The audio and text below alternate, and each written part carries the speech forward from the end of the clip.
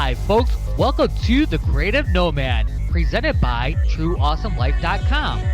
I'm your host, JP Adkins, and I created this podcast because I want to tell the stories of the radicals, the ones who are out there making the world a better, more beautiful place, the amazing authors, artists, musicians, thought leaders, coaches, and yes, nomads who are out there living their true awesome lives and want to help others do the same. Are you ready to live your true awesome life? Go to TrueAwesomeLife.com and start your journey today. Okay, you Hello. got it. Hi, everybody. Welcome to The Creative Nomad. My name is Jeff, and I'm here today with David Summerflat. You know, he's a digital marketing specialist with over 20 years experience working for marketing agencies as a project manager, where he guided Fortune 500 company projects through to completion, and also worked with hundreds of small business owners and nonprofits across North America. David's been a certified small business mentor for the U.S. Small Business Administration and other nonprofit organizations, and has started two businesses of his own. You know, I think we're going to have a lot of fun because we've been working in the same circles, I think, for a while. So, David, I know that's what you do, but who are you at your core? At my core, I'm just a shy, introverted guy who really likes creativity. I love creativity. I think that's how we separate ourselves from the animals, by creating. You know, art transcends time. So I think the more creative you can be, the more artistic you can be. That for me is just more enjoyable than just doing work. You know, you want to do work that transcends time, that changes people, that transforms business. So that's kind of who I am. Got it. And I love it because, you know, one of my main tenets of my whole life really is creativity. You know, I started my entrepreneur journey doing covers and for authors and doing graphic design and web design and all that kind of good stuff. So, you know, it's been, and it's definitely still part of what I do. It's become so natural. I don't even remember I've done, 22 images this week, different things for social media. And you don't even think about it. I mean, when you talk about creativity too, it's definitely a dance, you know, where it's like, I love to be creative. You like to be creative, it sounds like.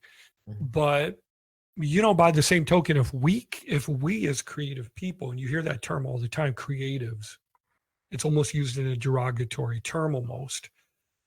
But if we can't talk about business and ROI and, you know, these other concepts about growing a business and profits and profit margins and talk about the numbers, and then we can't work with clients who need us the most. That's the greatest irony. Every day I talk to people who are business owners who have no idea whatsoever what SEO is. Mm-hmm. The majority of business websites, if you look at them and you know what to look for, they either don't have any SEO at all or have incorrect SEO. And if you talk to the business owner, they don't know what you're talking about. And it's very easy to get lost in the weeds. So it's like, you know, I mean, I worked for marketing agencies for 20 plus years. And then in between, I would work as a freelancer. And I had to really struggle to learn how to apply the structure of the marketing agency to me as an individual. Yeah. Oh my God, what do I do? Somebody just called me. You know what I mean? Mm-hmm. This is a guy who, I remember there was one guy who owned a furniture warehouse with like 3 locations. So you're talking millions of dollars worth of property that he needs to sell, right? He's got 3 locations, no e-commerce, no SEO, virtually no content of any kind on his website. And it looked like a PowerPoint presentation. And if you asked him, how much are you losing in sales every day?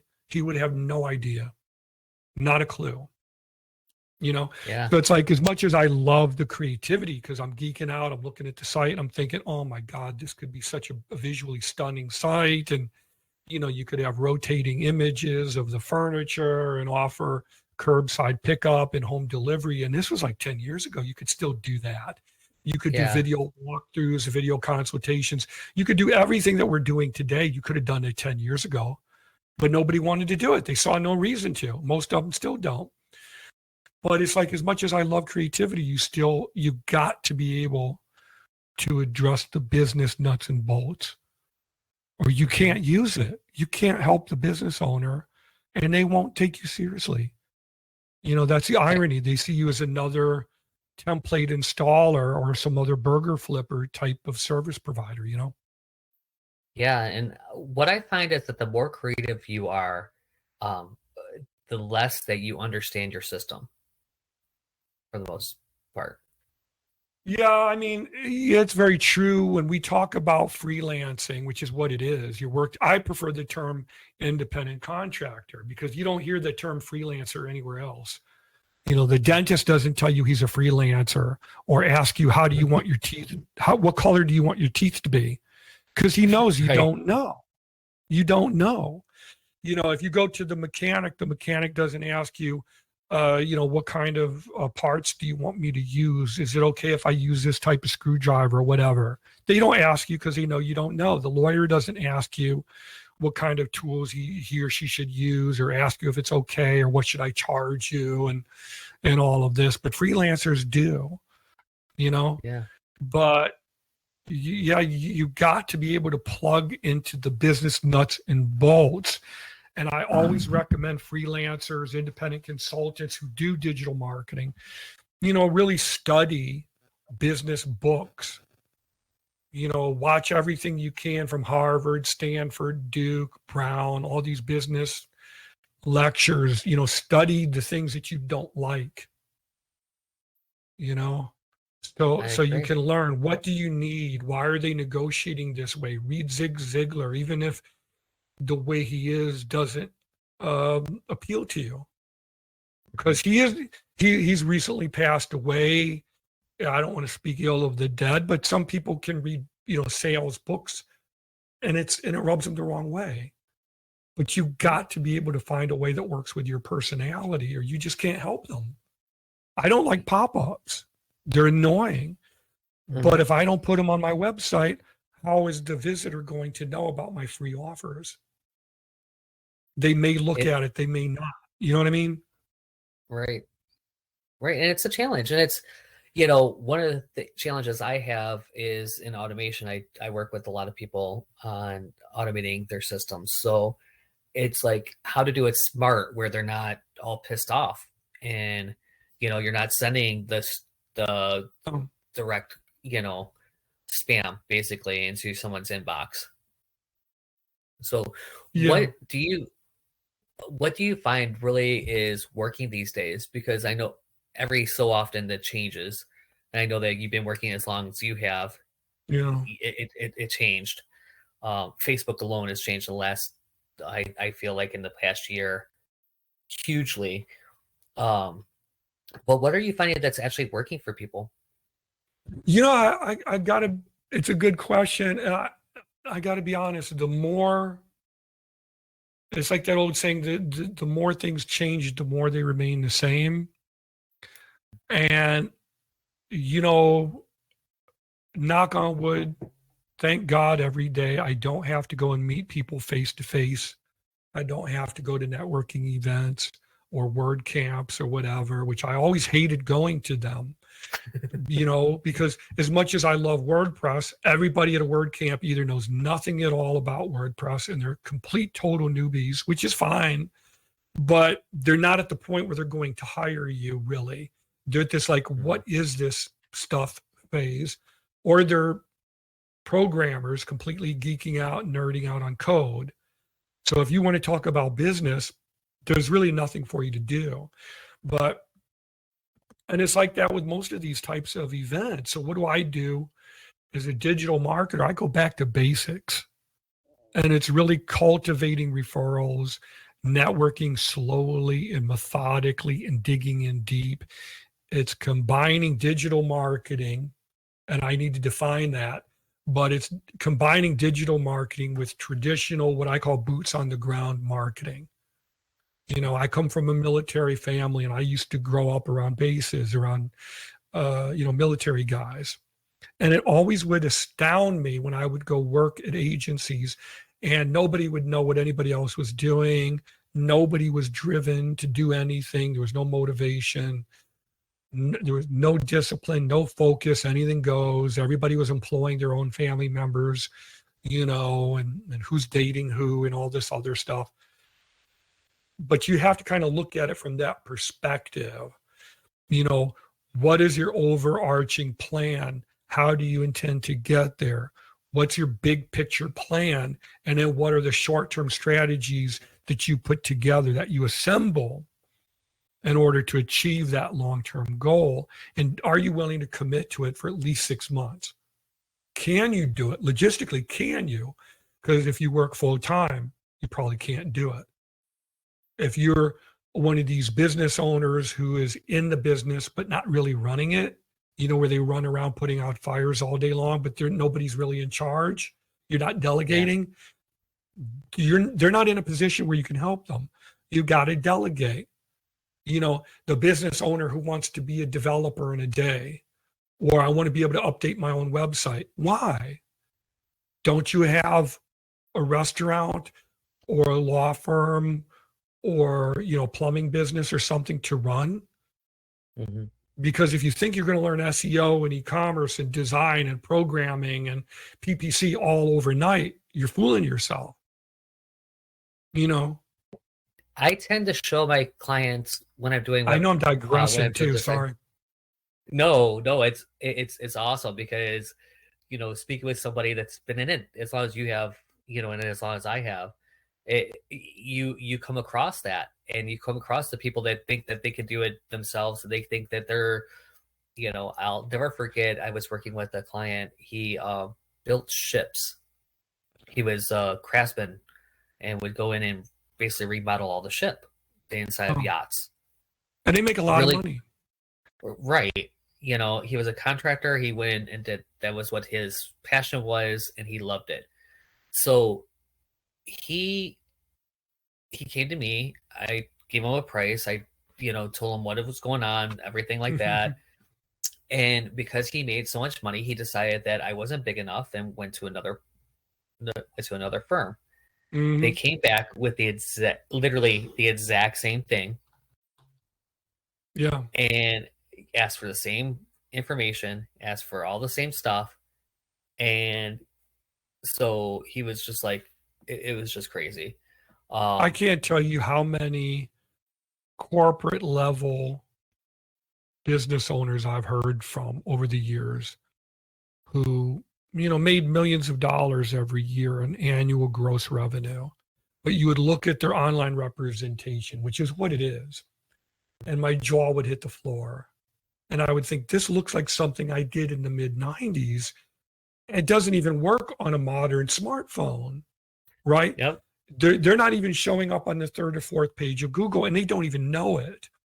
Mm-hmm. And they spent tens of thousands of dollars, in some cases more, for that cheap website to a local agency. I went to go speak at a law firm, and God bless them for letting me speak at the law firm. I had a great time. They were extremely polite, very formal, as you would expect a professional lawyer to be. I got a good video out of it and a couple of decent photos. But I remember going to the presentation. I said, I'm looking at your website. There's no address. How do I physically get in the car and come to your law firm? There's no address.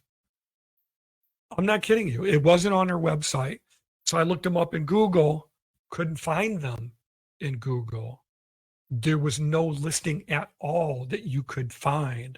Nothing on Yelp, nothing on Google My Business, nothing. I had to call them and just leave a message and just say, hey, I'm in my car, but you guys never sent me directions, never gave me an address. I'm sorry. I should have asked you right away because I just assumed it would be on your website. There's nothing there. So you would think a law firm would give you an address. No. I had to sit in my car for like an hour and wait for somebody to call me back. They don't know. But the thing is, did they know? If an agency works with you, yes. The agency should know. It's a pretty low bar to set. That the contact information is there. You should have especially if you're a sticks and brick business. Yeah. Like, you are definitely, if you want people to actually show up at your place, you need to make sure there's an address for them to show up to. It gets a little more messy. Yeah. It gets a little more messy if you're doing virtual stuff and then trying to hide your address becomes the issue. But Google actually made it easier recently, like within the last year, where you can put virtual instead. So with Google My Business, yes. Yeah, because with Google My Business, it's a great way to promote yourself with SEO and go even further. That being said, you're going to have to deal with potential negative reviews or scammers. That's possible. So you're going to have to deal with that. What do you do if somebody leaves you a negative review and they never worked with you before? The other thing is there's Google Sites, which is, in my opinion, is kind of like Vistaprint. You know what I mean? It's there to more get you to buy into the SEO larger issue. The website itself, if you want to blog or use e-commerce to take payments, you really can't. Or it becomes this huge drawn out drama, where you're going to have to spend thousands of dollars to figure out how to pimp it out when but that's a whole other thing. I think that it just becomes, there's so much people in everybody's ear. You need to do Facebook ads, you need to do ads, you need to do this, you need to do that, you need to, have your website, you need your SEO, you need you're one funnel away. If I hear that friggin' phrase again. Yeah, and they don't know what that means. Right. And so they buy into this idea that you're one funnel away, and you might be 100 funnels later because by the time you've got everything all written in correctly and whatever. So it's really important to have people like you that do have that experience, that do have that way to navigate around. And do you find, like I do, that many people will come to you and they'll be like, and I know doctors get the same thing. Actually, I believe that doctors are the other people that actually deal with this as much as we do. They'll say, well, this and this and this. It's like, I heard about this prescription on TV, and and they want you to go and like add whatever because they heard it's the new thing, the new latest. Oh, this is what we're everyone's doing and they're making money. Do you find that to be true? Oh, absolutely. I've experienced that since I started in digital marketing back in the mid 90s. I didn't know what to call it back then. I just called it something that was annoying. But to compare it to a doctor, what they're doing in those terms is self-diagnosing, right? I remember I had a hernia, okay? If you've ever had a hernia, they're not fun, right? I would never dream of going to the doctor and saying, this is what it is. These are the tools you should use. This is how much it should cost. This is how long it should take. And oh, by the way, it should be easy. And this is what the surgical room should look like. And this is how you should put me under to do the work. And you would never dream of doing that. And no surgeon or doctor would listen to you because they know unless you went to medical school, you don't know. And even if you did, you can't self-diagnose, right? And I remember going to a doctor and saying, doctor, I've got this pain in my side. Well, it didn't really hurt. It hurt at first. And then I had this thing just get bigger and bigger and bigger. What is this? He said, oh, well, you have a hernia. You have to go get surgery done, or if it's just going to continue to get bigger and bigger, and you're going to have to wear diapers and stuff like you see some of these older people wear who don't want to go get the surgery they don't want to pay or they don't have benefits or whatever. You can't self-diagnose. It's like going to a psychologist and saying, here's what's wrong with me and why I'm depressed or why I'm taking drugs and this is what you should do. And they would laugh you out of the office.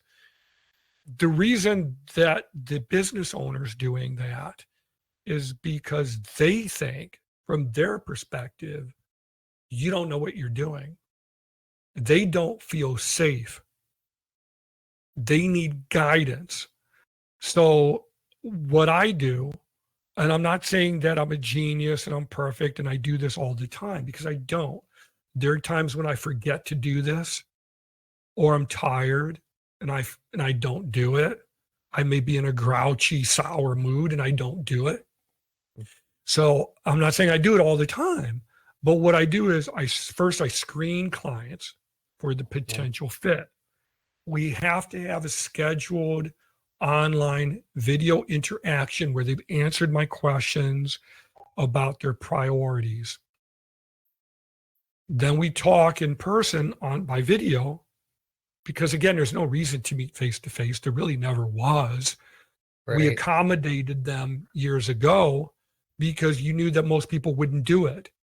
But now, is it worth getting in the car and driving an hour to a local coffee shop to talk to someone for 15 minutes and they may blow you off and you may get COVID? Then it's going to take you another hour to get home and you may have nothing to show for it. No, let's talk through Zoom or Skype or Whereby or whatever. Okay. Mm-hmm. So first we screen to see if they're a good fit. Do they have a budget? They may not. Do they have a need? A lot of business owners think they have a need, but can't really pay, right? Mm-hmm. They have no budget. So they think everything should be $200 because they don't have experience. So you want to screen them first. They could be wonderful people who you really wish you could help, but because they don't have any money or they have champagne expectations and beer budget, you can't work with them. That's going to be most. So you screen first, then you onboard. That's really important. And one of the things I do is if they're a good fit, I say, look, before we start working together, you got to be onboarded. I have a workbook that I want you to read and go through. If they seem like people who won't read, then you give them a course, which is basically just me reading the workbook. Mm-hmm.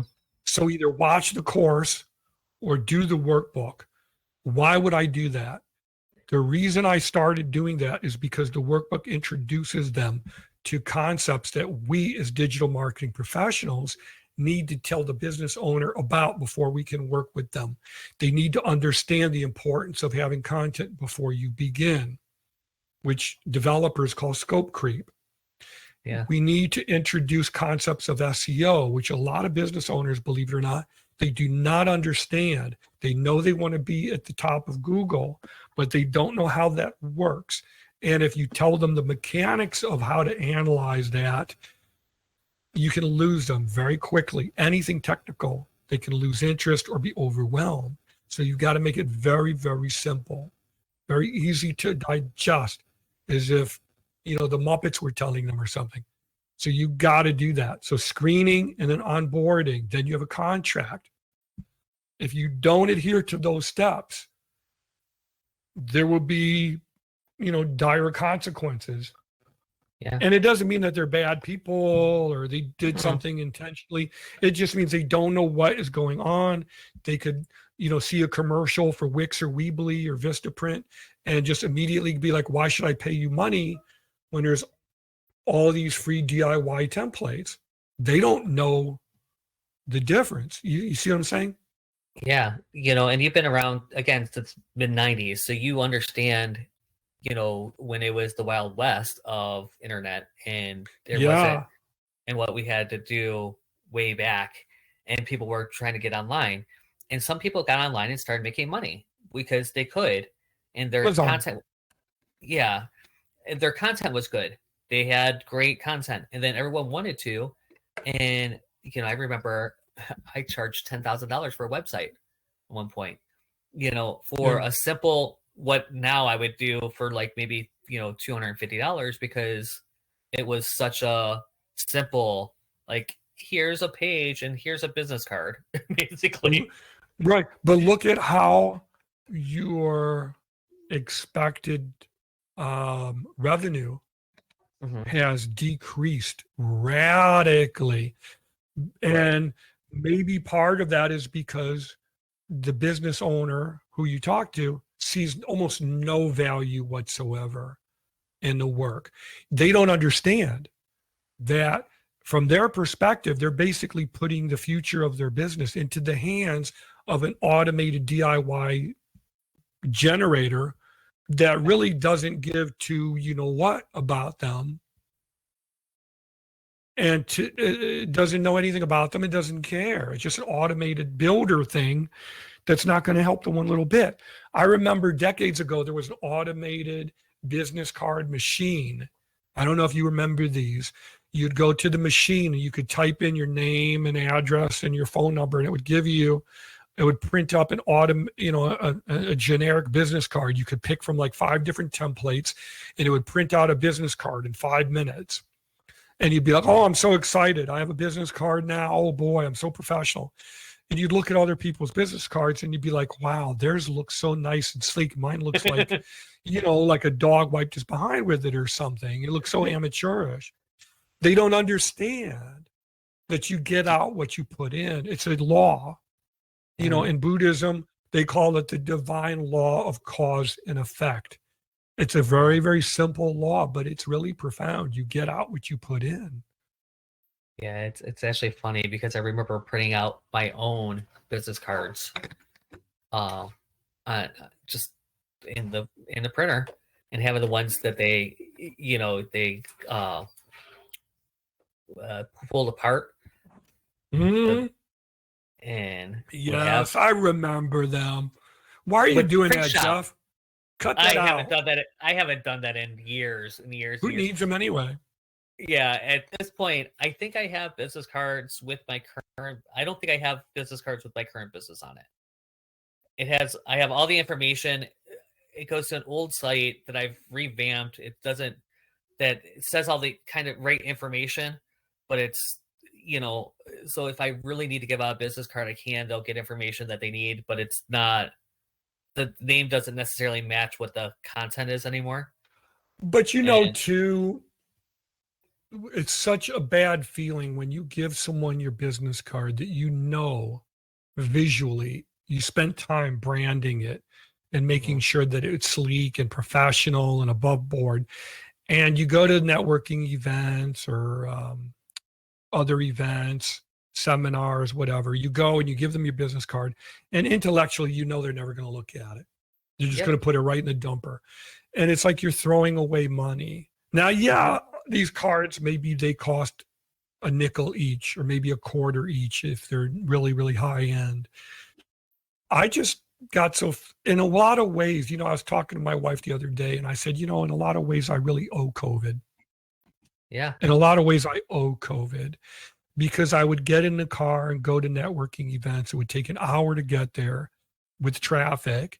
You'd have to order some kind of bland food that was going to be, $10 for, one piece of pizza, or $3 for one cup of coffee, or, $5 for one cup of tea or something. And you'd sit around this big group of like 50 people. Most of them aren't even going to say hello to you. If you tell them what you do, they would dismiss you right away. Oh, I already have a website. Okay, gee, thanks. You didn't even ask me if I could help you with anything unique or maybe help. They just dismiss you right away and you're done. And then you get in the car and it takes an hour to get home. But if it's 5 o'clock, it's going to take you an hour and a half to get home now. So you may as well stop at the grocery store and pick up some things on the way home, so now it took you 4 or 5 hours to go to one networking event. Right. And I was saying, I owe COVID because now I can go to Instacart. I can get my groceries delivered. I can talk to people through Zoom or Skype or Whereby or Jitsi or whatever. If I need to ask my doctor a question, they will actually use video now, whereas before they never would,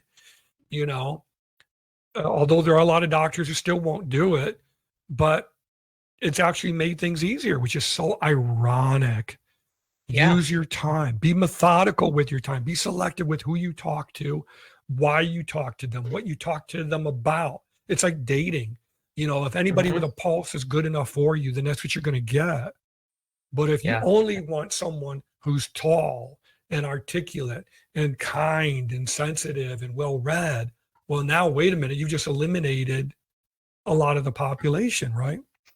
I got it. Yeah, You know what I mean? definitely. And people are so afraid, people are so afraid to limit their niche. It's the And your poverty strength. mentality.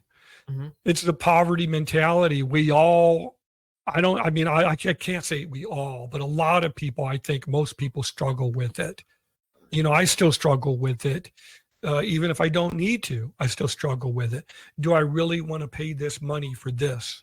Like if you use Hootsuite to distribute your marketing content to social media outlets, which to me is what you should be using social media for, not to be responding to somebody's conspiracy theory or something like that. You use it to distribute content, and but I was looking at it and I'm thinking, do I really want to spend this much per month to distribute my blog posts and my infographics and my videos and my podcast appearances and everything? And then I thought, you know what? Commit to it for 30 days or for 4 months or something and see if it attracts more readers and more subscribers. Great. If it doesn't, then you can let it go, and it's that same thing with marketing. It's the same thing with everything else. Try it and then come back in a few months and reassess. Give it a chance. Yeah. And that's how I think we can cope with the poverty mindset. Yeah, definitely. And the thing with Hootsuite is, I told you off camera, I use Zoho 1 for everything, and the reason why is because it has everything you need in it, including like sign and meeting, and it has social, which is a Hootsuite replacement. So it actually, and so that got rid of my whole, I need this tool, because if it's not there, Yes. Yeah. Make it simple. I think that's a really good point for business owners and digital marketers, to make it simple for yourself. definitely. You don't need a tool of the day. Exactly. The bright, shiny object syndrome, And I've seen it. Clubhouse. It comes to mind as soon as Clubhouse came out, and everyone's like, "I'm going to Clubhouse, and I'm going to be on Clubhouse," and I'm like, "Why? What's the purpose?" Now TikTok, I've started to understand, like, why you would. I've never messed with it. I've never Yeah, messed with TikTok. I've never messed with Clubhouse. And I'll tell you why. I don't have anything against it. I think the more options that are out there, the more technology grows to serve functions, the better. But I haven't had the need. So why mess with it? It's like I found my preferred e-commerce platform. It works. Yeah. I use it for all my business sites. I use it for my own. It works. Yeah. Now, when that company goes belly up or their offering starts to suck, as a lot of companies do, they get really big and the quality kind of fades or whatever, then I'll learn a new platform. Maybe then I'll look at WooCommerce or BigCommerce or whatever, or Shopify. But for now, I don't need it. So it's like, and I know this one inside and out, so stick with it. The new one is not necessarily better. Yeah. I couldn't agree more. But it probably not. And I always say to all my clients, there's 1,000 ways to do what we do. No matter what you're talking about, there's 1,000 ways to do it online. And so what I've done is I create a system so you don't have to go and try to figure out which one it is. Right. I created a system like that too. It's called I Take Over. That always works too. That's it. Because really the way I look at it is, like I said, the business owner is coming to you because they perceive a problem. and they need an expert to fix the problem, right? You get in a car accident, you're trapped in the car. Somebody comes up to you and they say, I can get you out. Take my hand. Are you going to say, no, I don't like your fingernails, or, you're not my preferred type of person, or, well, wait a minute, what political party are you? You're going to, no, I want to get out of this problem. Just like the doctor, you don't negotiate, I just want to go get this done. It hurts. So Right. I think it's easier to just say, I'll step in and make the problem go away. Yeah, definitely. Definitely. I appreciate that. So, all right, David, we have to wrap up here. What is one thing that you, I know. Unfortunately, I'm having fun back just to back talking today. to you. I'm having Me fun just too. talking to you. I love being on other people's podcasts because I get to talk about subject matter that I'm very passionate about, and I let the host kind of guide the discussion. You know what I mean? So I love that. So I enjoy just kind of freestyling, having a relaxed discussion with you. Yeah, me too. I appreciate your experience. Absolutely. It's actually rare these days that I talk to someone that's been around as long as I have. I'm like Moses. Online. I'm like the Moses of digital marketing. I tell everybody I wasn't born bald headed. I started getting these things in the mail called bills. So yeah, I mean, anyway, hey, I appreciate your time, and I appreciate anybody listening this or watching any video representation of this. It takes time, and I hope that you guys get something from our discussion. Yeah, definitely. Thank you so much, David. And look, all this information is going to be on the show notes page, so make sure you go check it out at creativenomadshow.com. And if you are looking to, really get your business system set up, and check out training.trueawesomelife.com. Thanks so much, guys, and I will see you all soon.